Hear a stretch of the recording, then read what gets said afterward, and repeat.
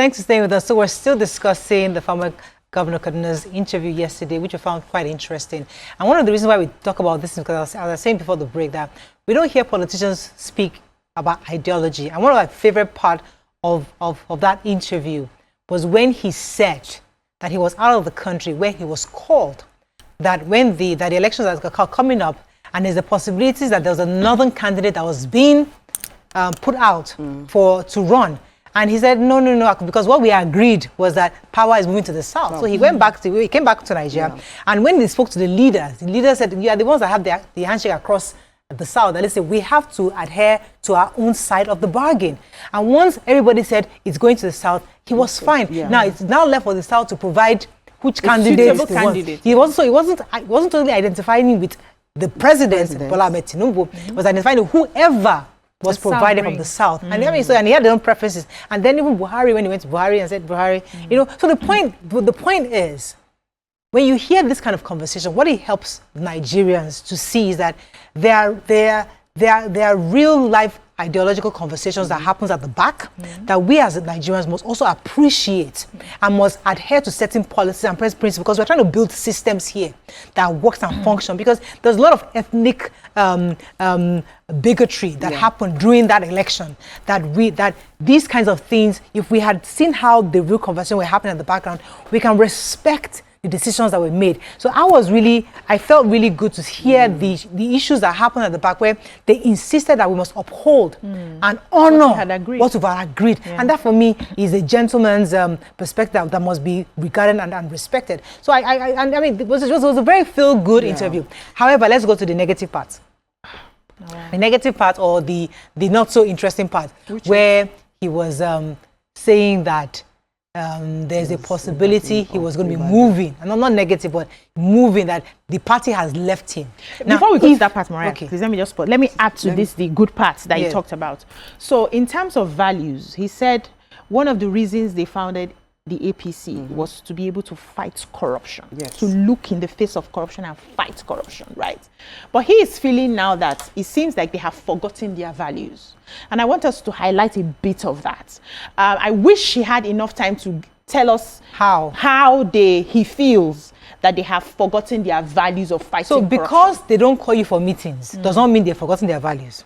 Because they've not set up a meeting, because you've not been, because it seems to you that nobody's calling you at the meeting. It's not about calling you. I'm just telling you that we cannot take somebody's word that the values are being diminished. He feels. Can I say something? What can I say something?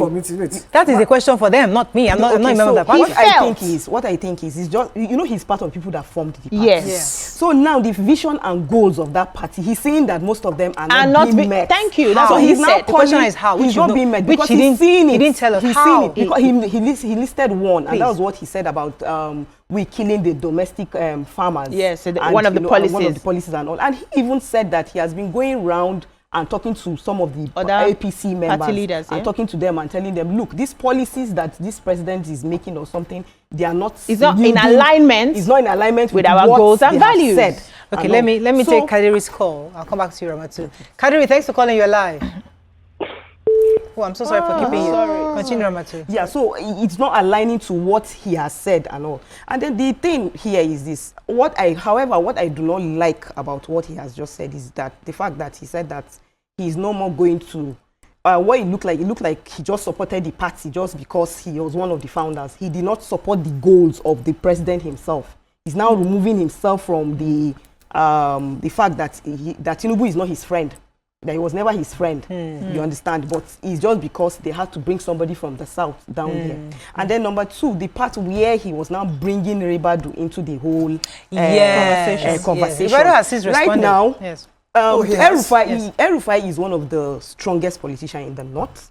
And right now, the north, we need people like that. So right now, for him to come out and be making such kind of, I feel, is a divisional statement. Because Nuhu Ribadu too is from the north. And right now in the north, we do not need them to be at loggerheads. Yes. Let me take excerpts from platform. Nuhu Ribadu's response. Says, I urge the public to disregard El-Rufai's statement against me. For the avoidance of doubt, I want to put it on record that I have never discussed running for president in 2031 with anybody. All my focus and energy are directed entirely towards the advancement of Nigeria and the success of the President Tinubu's administration.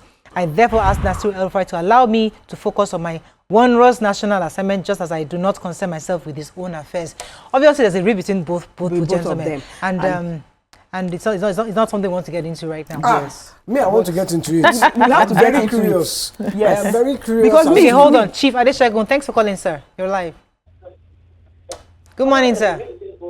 Hello? Yes, sir, you're live. Why? Okay, YK. Okay, so I said I'm very curious as to the cause of the rift. First, he's not only him that is not his friend. Name two people that are not his friend. The Kaduna State governor and Ribadu. Please, first, do you know what Ribadu said against him? Why Ribadu is not his friend? Does anybody know? We don't have that information. We don't have details. But him, he's saying that, yes. But him, I think from what he's trying to say is that the Nuhu Ribadu has an ambition. And maybe Nuhu Ribadu is no longer his friend. That they used to be friends before, but now he's no more his friend. Let me go on a break because I get upset right now. I'll be right back. Stay tuned. Your View will be right back.